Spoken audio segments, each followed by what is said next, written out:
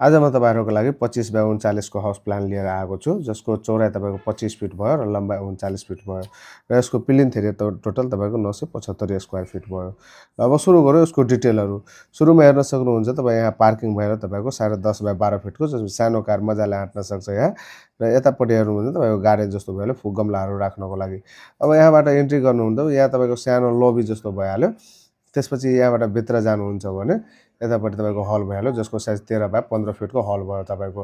अनि यतातिर हेर्न सक्नुहुन्छ तपाईको सी टाइप को भर्याङ भयो र यतातिर जानुहुन्छ भने तपाईको किचन भयो जसको साइज 7.5 बाइ 8.5 फिट हो। यतातिर तपाईको वास एरिया भयो। फेरि यतातिर जानुहुन्छ भने तपाईको बेडरुम भयो जसको साइज 11.5 बाइ 11 फिट को हो।